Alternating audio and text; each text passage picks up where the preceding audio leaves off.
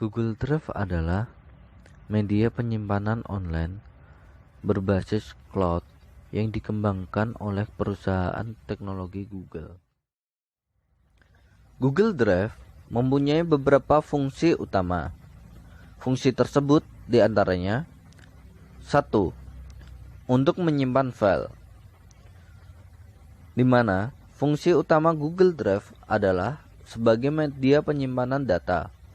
Dengan Google Drive akan dapat menyimpan data dalam bentuk dokumen, gambar, ataupun media penyimpanan online, tanpa harus menyediakan media penyimpanan offline seperti RAM ataupun hard disk.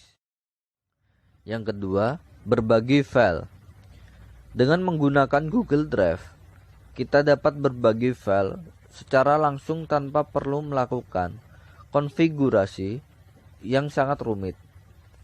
Nah, kita dapat berbagi file secara langsung dengan mengundang pengguna lain melalui link yang kita berikan ataupun kita.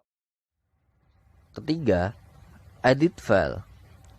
Kita dapat melakukan editing data secara langsung tanpa harus mengunduhnya. Google Drive mendukung fitur edit data teks yang terhubung dengan Google Spreadsheet. Yang keempat, melakukan backup data. Sebetulnya, ini sama seperti poin pertama. Google Drive digunakan untuk membackup data, baik itu data yang ada di komputer ataupun perangkat lunak lainnya. Secara pribadi, penulis sering menggunakan Google Drive sebagai media penyimpanan file-file yang terdapat pada website, agar nantinya ketika terjadi sesuatu pada website kita dapat merestart kembali file-file tersebut dengan bantuan software pihak ketiga. Berikut ini merupakan manfaat dari Google Drive. Yang pertama, data tersimpan aman, di mana menyimpan data di Google Drive lebih aman dibandingkan kita harus menyimpan data di komputer ataupun telepon pintar. Dikarenakan alat semacam itu rawan mengalami kerusakan. Yang kedua, data dapat digunakan kapanpun dan dimanapun. Kita dapat menggunakan Google Drive dimanapun dan kapanpun sesuai dengan keinginan kita, sepanjang Google Drive terhubung ke.